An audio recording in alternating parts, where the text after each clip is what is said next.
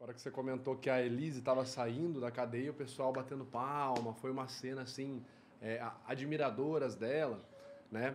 E aí a gente volta e remonta vários episódios, até episódios recentes, por exemplo, o goleiro Bruno saiu e a galera pedindo para tirar foto. Sim. Fãs. A Suzane, que tem fãs. O Charles Manson, que recebia cartas e cartas de mulheres querendo casar com ele quando estava preso. E aí, assim, tudo isso para entrar num ponto. Foi feita uma pesquisa, né? Eu estava lendo hoje sobre isso. Inclusive, o psicólogo Bruno Farias fala muito sobre esse tipo de pesquisa. E tentando entender o que essas pessoas... Por que essas pessoas se apaixonam por criminosos, como, por exemplo, a Suzane, que tem um histórico associado a crimes perversos. Como que alguém vai lá e se apaixona e desenvolve uma relação de admiração ou de fã por um tipo de pessoa assim? E aí fizeram uma pesquisa de self-reporting com essa galera que se declarava admirador desse tipo de gente. E aí saiu um ponto aqui interessante que eu queria comentar com vocês, que é o seguinte. Segundo o self-report dessas pessoas, elas tinham autoestima rebaixada, declaravam que não tinham orgulho de si, pouca autoconfiança, muita autodepreciação e tinham frustração na vida. E elas criavam a fantasia de que aquela pessoa que estava presa, ou ela não era de todo má, ou era uma pessoa incompreendida. E aí eles criavam uma fanfic na cabeça de que o assassino ou a assassina ou não foi amado pelos pais, ou se relacionou com a pessoa errada, ou era uma vítima da sociedade. Resumindo, os fãs eles criam admiração, segundo essa pesquisa, no seguinte sentido: se aquela pessoa tivesse relacionado comigo, eu conseguiria dar um jeito nela. É como se eles criassem uma fantasia assim, cara, tudo bem, mas olha a cara da menina, ela não deve ser tão má assim, deve ter alguma coisa nessa história por trás, essa menina não me passa essa intenção, essa sensação. Minha pergunta então é, o que você acha que passa na cabeça dessa galera para virar, por exemplo, fã de uma Suzane von Richthofen e falar, nossa, a Suzane é fera, cara, que legal. Olha, eu vou te falar uma coisa morrendo de vergonha. Eu acho que eu ajudei a criar esses monstrinhos aí. Você é o marqueteiro da galera. Tu sabe que eu já fiz uma live com os fãs da Suzane. Sério? Tem uma live no Instagram Mulheres Assassinas, tem uma live com os fãs da Suzane. Caraca, assim. Mas essa galera é uma galera do bem, assim? E aí eu já não conseguiria te dizer. Os caras, os psicólogos dizem.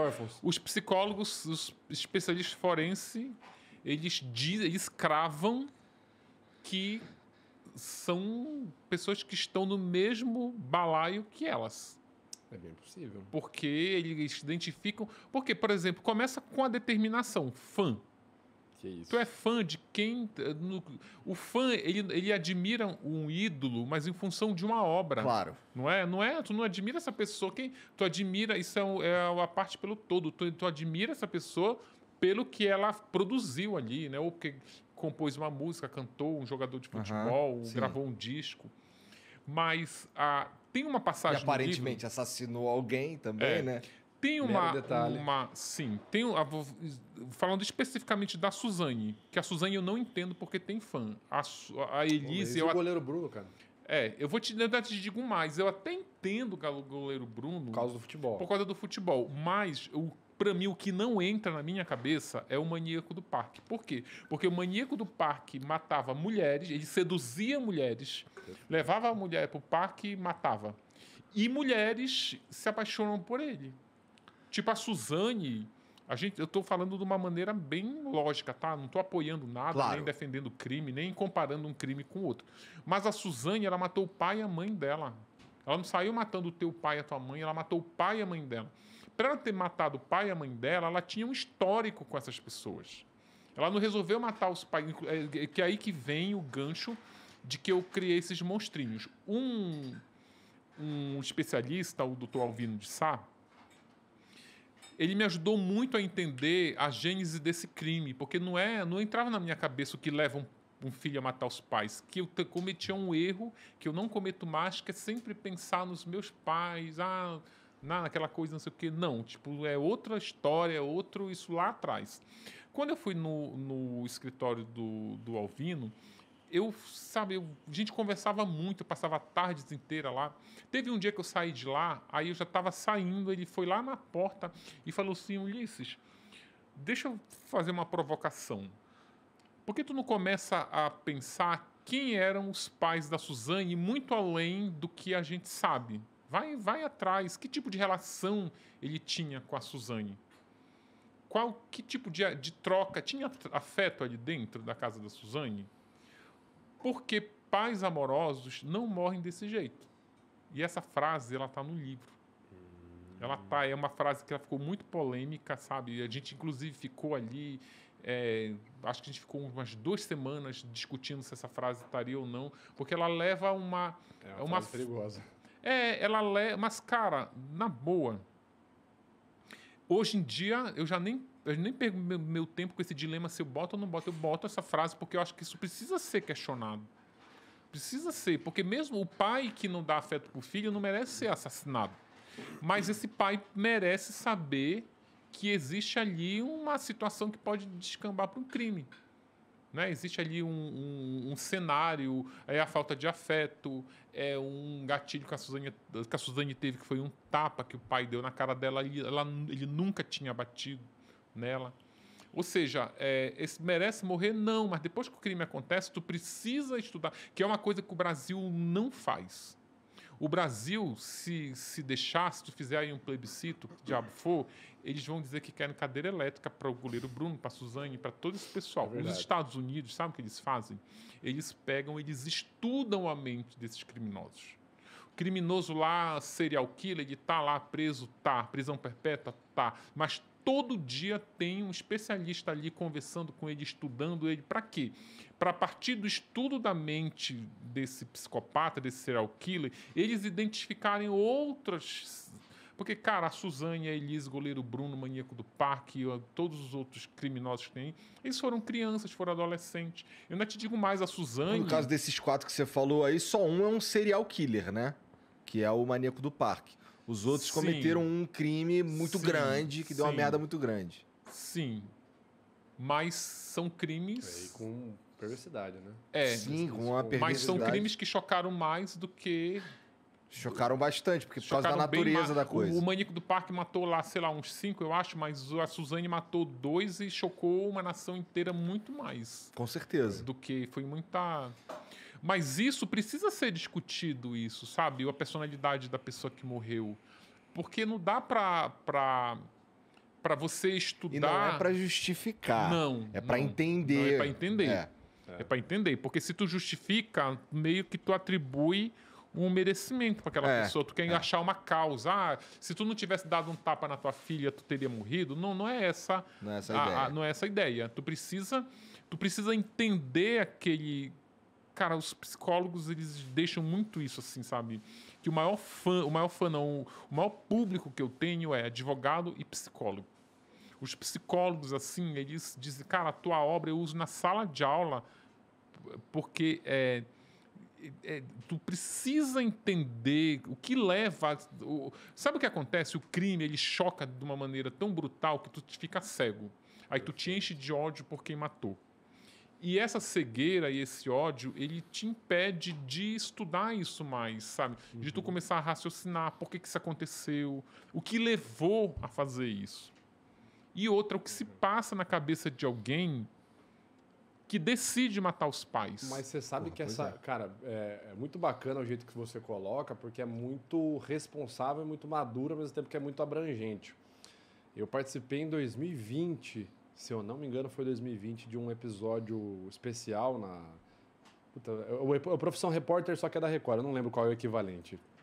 Reportagem Espetacular, Domingo Espetacular, alguma coisa assim. Acho que é Conexão, não sei o quê.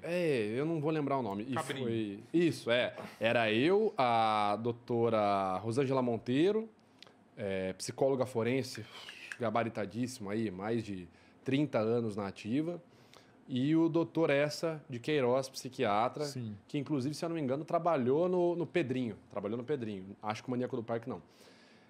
E a gente chegou em dado momento lá no episódio que caiu uma discussão sobre isso. Eu não sou psicólogo, sempre que tem essa discussão, eu sempre jogo ela para o lado. Falo, olha, não sei o que eu posso dizer sobre, né, quando entra, por exemplo, nessa questão. A gente deve tentar entender o que levou, né, como o Ulisses estava falando, teve um evento de um dia, de um episódio, um tapa na cara, que foi um evento marcante. E o que alguns psicólogos defendem a ideia é que essa abordagem, você dá espaço, e lembra, eu só tô falando o que eu ouvi na discussão ali, né? Não que eu endosse. Ninguém vai te isso. cancelar, não, cara. Vai É lá, bom contextualizar, é bom contextualizar. Vai. Porque depois de 2 drinks, eu já não sei nem se eu vou. Entendeu? O que eu vou Tá mandar vindo aqui. mais um aí, É, e tá vindo mais um.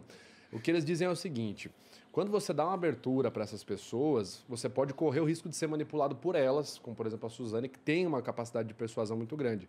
Então, na visão de alguns psicólogos que tratam dessa questão forense, eles realçam que, assim, o próprio Pedrinho, que foi o que foi comentado no episódio, o Pedrinho vai lá e vem com aquele diálogo, muitas vezes, de uma espécie de justiceiro social. Um dia eu tava lá, meu primo deu um tapa na minha cara, e meu pai tinha sido demitido, eu fui lá e passei meu primo no moedor de cana. O cara que demitiu meu pai, humilhou meu pai, eu fui lá e matei o cara no facão. O cara que não sei o quê, bateu na minha noiva, eu fui lá e matei ele no dia do casamento dele.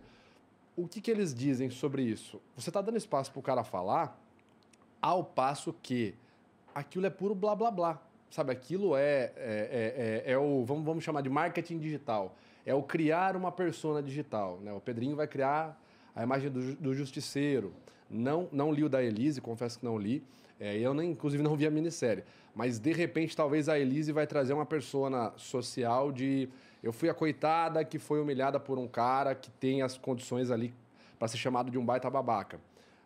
O que alguns psicólogos dizem, então, é que, assim, não é que não é interessante não dar espaço, não é que a gente não deveria ouvir. É que, cara, quando se trata Isso é complicado falar, e lembrando, eu não sou psicólogo, mas quando se trata de crimes perversos, a pessoa que possa se encaixar numa observação nossa subjetiva, se encaixe como, por exemplo, transtorno de personalidade social, é muito difícil você ouvir o que a pessoa está falando, porque provavelmente... Sabe, vou dar um exemplo. Pro Charles Manson. Cara, puta, não gostei de sua camisa. Vou mandar matar... que ele não matava, né? Mas enfim, vou organizar para te matar. Cara, legal, você tá fazendo meu drink agora. Puta, mas você fez com a mão direita? Eu vou te matar. E aí na televisão... com a esquerda, trocou. E aí agora na televisão eu vou contar uma história de quando meu pai me deu um tapa na cara. Então, assim, ao mesmo tempo que eu concordo completamente com a ideia de que deve se pesquisar, porque a gente sabe pouquíssimo sobre a mente humana, com o que se tem de ciência hoje, pouquíssimo, eu fico meio assim, cara, que ponto que a gente não... Assim, como que a gente cria uma barreira para não ser manipulado? Sabe onde eu amadureci muito a ideia que eu tinha desses criminosos? Óbvio que eu não sou fã nem admirador de nenhum deles, mas foi quando eu comecei a frequentar penitenciária. Porque a penitenciária, ela é um depósito de criminosos. Sim. Né? Principalmente quando tu mata membros da própria família, a família não te visita. Se tu matar teu pai e tua mãe, meu amigo, tu acaba... Não sobra ninguém.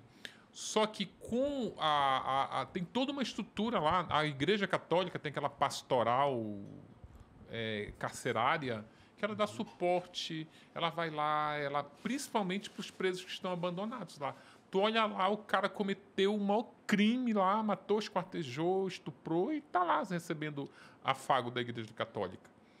E esse trabalho existe há décadas e décadas e décadas, essa pastoral está lá. Tu lembra daquele abraço que o Drauzio Varela deu? Famoso. Né? Lembra, polêmico demais. Tipo, mas aquilo ali, por que é polêmico? Porque aquilo ali se tornou público, mas aquilo ali, cara...